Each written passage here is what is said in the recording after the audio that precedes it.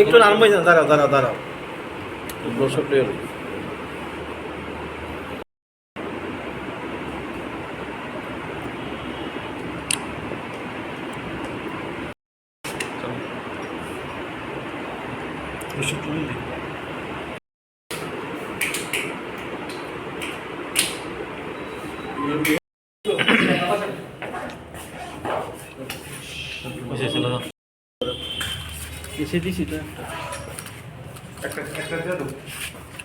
India constituent যারা parties এবং like minded পার্টিসগুলো আমাদের ত্রিপুরা শাখা 8টি রাজনৈতিক দলের নেতৃত্বে আমরা বসে আগামী দিনের কর্মসূচিগুলো নিয়ে আমরা আলোচনা করেছি।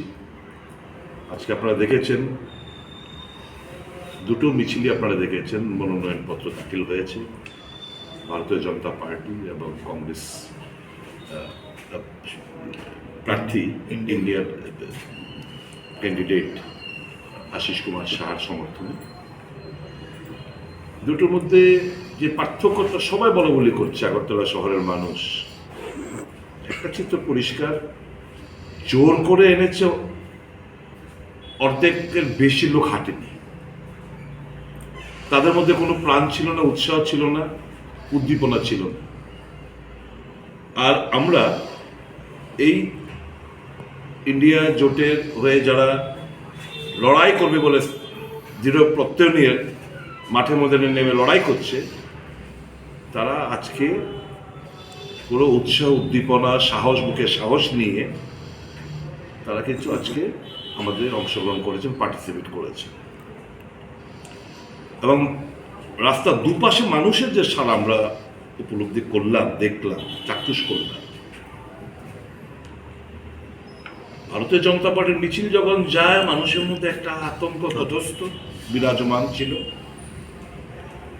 আর ইন্ডিয়ার জোটের প্রার্থী যখন যায়, তখন দোকান পাট থেকে দোকানের মালিক, কর্মচারী, ক্রেতা, বিক্রেতা সকলে রাস্তার দুপাশে দাঁড়িয়ে আমাদেরকে হাত নাড়াচ্ছিলেন, আশীর্বাদ জানাচ্ছিলেন। এতে আমরা দারুণভাবে উৎসাহিত। যারা আজকে অংশগ্রহণ করেছে 8টি কনস্টিটিউয়েন্ট আমাদের লাইক মাইন্ডেড পার্টির তরফ থেকে সহকর্মী যোদ্ধাদের আমরা অভিনন্দন জানাই, ধন্যবাদ জানাই। আমি অভূতপূর্ব সারা যে মানুষের আমরা পেয়েছি, তাদেরকে আমরা অত্যন্ত বিনম্রতার সাথে আমরা ধন্যবাদ জানাচ্ছি এবং বিশ্বাস রাখছি দেশের যে বর্তমান যে পরিস্থিতি চলছে এবং বিশেষ করে ইলেকট্রাল বন্ডের ঘোটালা সামনে আসার পর আসল নগ্ন কুৎসিত চেহারাটা যেরকমভাবে মানুষের সামনে প্রকাশ পেয়েছে, আমাদের মনে কোনো সন্দেহ নেই জাগ্রত ভারতবর্ষের মানুষ, জাগ্রত আমার ত্রিপুরার মানুষ 19 তারিখ এবং 26 তারিখ তারা এই ডাবল ইঞ্জিন সরকারকে বিকল করার দৃঢ় প্রত্যয় নিয়ে ভোট করবেন।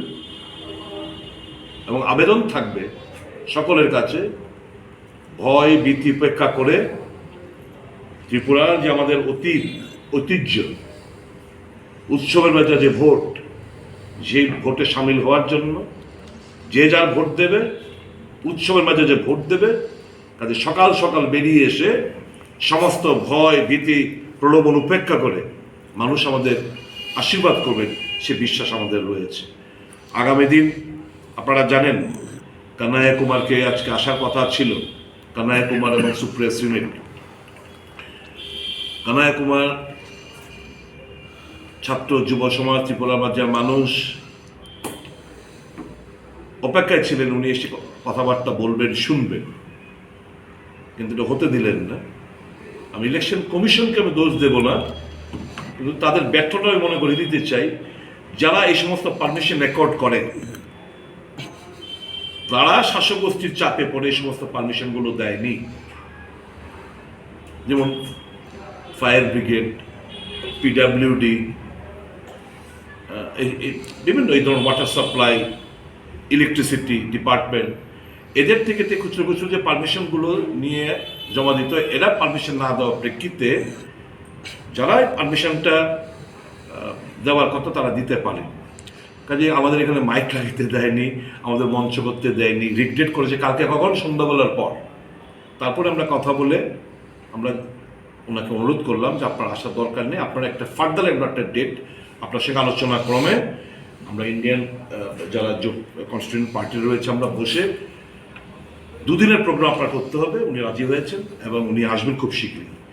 আর আমাদের স্টার ক্যাম্পেনারও আমাদের এখানে আসবেন, প্রত্যেকটি রাজনৈতিক দলের যারা বিশিষ্ট নেতৃত্বরা রয়েছেন ওনারা আসবেন। সীতারাম ইয়েচুরি, প্রকাশ কারাত থেকে শুরু করে রাহুল গান্ধী, প্রিয়াঙ্কা গান্ধী থেকে শুরু করে আরও যারা যারা রয়েছেন স্টার ক্যাম্পেনার এখানে আসবেন, প্রচার করবেন। আমাদের দৃঢ় বিশ্বাস আগামী দিন এই রাজ্যের মানুষের স্বার্থে গণতন্ত্র পুনরুদ্ধার এবং সংবিধান বাঁচানোর যে আমাদের লড়াই, সেই লড়াই এটা সিপিএম, কংগ্রেস কিংবা এই 8টি দলের লড়াই নয়। এই লড়াইটা প্রত্যেকটি নাগরিকের লড়াই, আপনাদের অস্তিত্ব লড়াই। আমরা হেরে গেলেও আমরা টিকে থাকবো, দল থাকবে, কিন্তু আপনার যে কথা বলার, মত প্রকাশ করা, চলাফেরা, পূজা অর্চনা করা, সাংবিধানিক যে রাইটগুলো রয়েছে সেগুলো কিন্তু খর্ব হতে যাচ্ছে। কাজে সাধু সাবধান, আমার গণদেবতাদের কাছে এপিল, আপনারা সবাই জানেন। আর বিজেপি যারা করে তাদের কাছে বলবো, না খাউঙ্গা না খানে দুঙ্গা আসল চেহারাটা আপনারা দেখতে পেয়েছেন। এত বড় ডাকাত, ওই চোরাই বড় এত বড় ডাকাত, আর ওই তাকে দিয়ে রামলাল্লার প্রতিষ্ঠা করতে হয়, সে নাকি বিষ্ণুর অবতার। চম্পত রায়ের ভাষায়, রাম মন্দির ট্রাস্টের চম্পত রায়ের ভাষায় উনি হচ্ছেন বিষ্ণুর অবতার। কাজে আমাদের হিন্দু সনাতন ধর্মের মোতাবেক 4 জন শঙ্করাচার্য মহান না, শেষ কথা না। ওই এক ব্যক্তি শাসন, এক ব্যক্তির কথা, এক ব্যক্তির ইচ্ছা, এক ব্যক্তির সব। Only one man's voice is hard. সমস্ত গণতান্ত্রিক যে প্রতিষ্ঠানগুলো, লেজিসলেচার, রাজ্যের সমস্ত জেলাতে, সমস্ত মহকুমাতে স্বতঃস্ফূর্তভাবে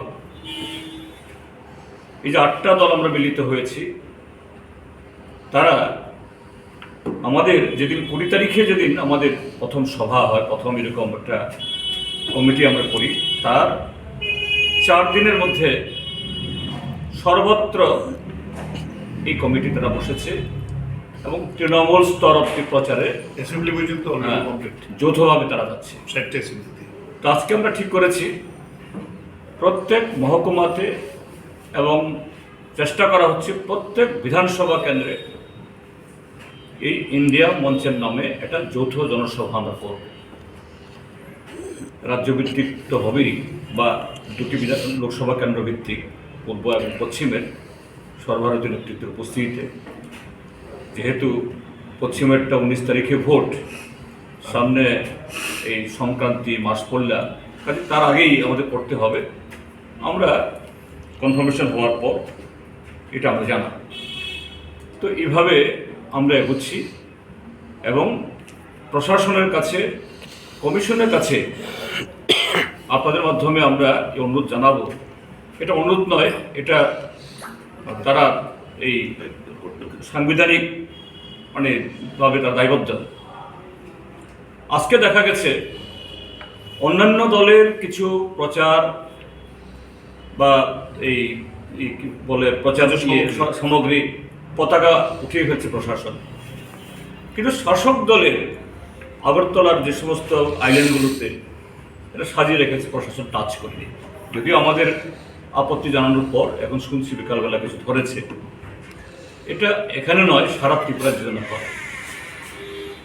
দ্বিতীয় হলো যে এখন মনোনয়নপত্র দাখিল সম্পন্ন হয়েছে, স্টার ক্যাম্পেনার আসতে শুরু করবেন, প্রচার আর তুঙ্গে উঠবে। সর্বত্র যে প্রশাসন তথা কমিশন নিরপেক্ষভাবে এটা লেভেল প্লেইং ফিল্ড সবার জন্য করে। গত 6 বছর যে ধরনের ঘটনাগুলি ঘটেছে, তার যেন বিন্দুমাত্র পুনরাবৃত্তি না ঘটে, যেটা ইভেন গত অগাস্টে এই বর্ষনগর এবং ধনপুরে হয়েছে। এবং ত্রিপুরার যে সমস্ত অফিসাররা রিটার্নিং অফিসার বা এআরও দায়িত্বে আছেন, তাদের কাছে বলবো এই ত্রিপুরাজ্যের মানুষের সহযোগিতা নিয়েই, আশীর্বাদ নিয়েই তাদের একটি কাজ করতে হবে। তারা যাতে ভুলে না যান, আজকের শাসক দল যারা সংবিধান মানে না, এই যে সারা দেশে যে ধরনের আলোড়ন তৈরি হচ্ছে, বিদায়ের ঘণ্টা বাজছে নরেন্দ্র মোদীর, দিল্লিতে এই নির্বাচনের পর যেটা আমরা দেখছি তার সম্ভাবনা, প্রবল সম্ভাবনা, তখন এই প্রভুরা থাকবে না।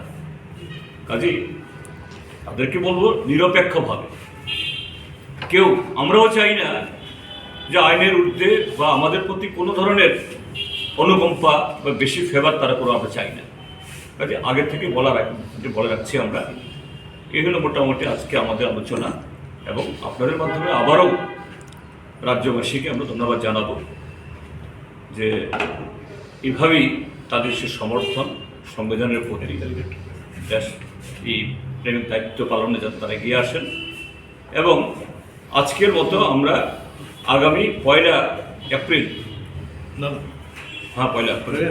পয়লা এপ্রিল পূর্ব ত্রিপুরা কেন্দ্রের যে আমাদের প্রার্থী রাজেন্দ্র রিয়াং, তার মনোনয়নপত্র দাখিল করব আমরা এই ধলাই ক্যাম্পের কাছে।